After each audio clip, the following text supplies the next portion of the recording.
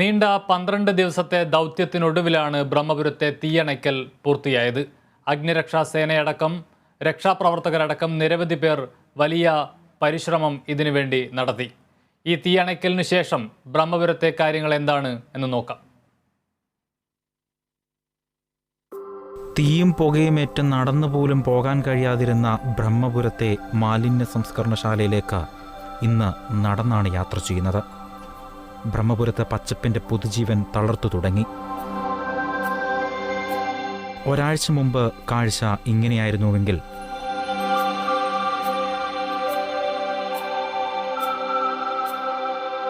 ഇന്ന് ആ കാഴ്ച മാറിമറിഞ്ഞു.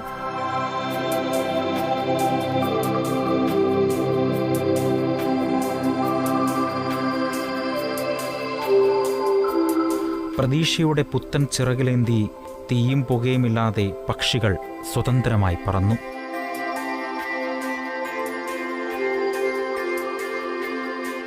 ഊണും ഉറക്കവും ഉപേക്ഷിച്ച് അഹോരാത്രം പണിയെടുത്ത തൊഴിലാളികൾ ഇന്ന് ഭക്ഷണം ആസ്വദിച്ച് കഴിച്ചു.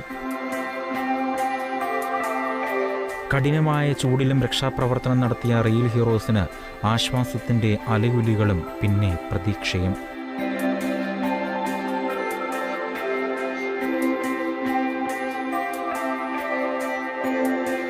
പന്ത്രണ്ട് ദിവസം കത്തിയമർന്നിട്ടും തീയെ തോൽപ്പിച്ച പച്ചപ്പിനെ പോലെ പ്രത്യാശ പുലർത്തുകയാണ് ബ്രഹ്മപുരത്ത്.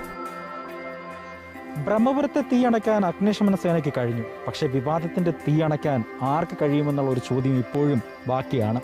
ക്യാമറമാൻ ഗീതേഷ് കൂനംതയ്ക്കൊപ്പം അജി കുഞ്ഞുമോൻ, കേരള വിഷൻ ന്യൂസ്, കൊച്ചി.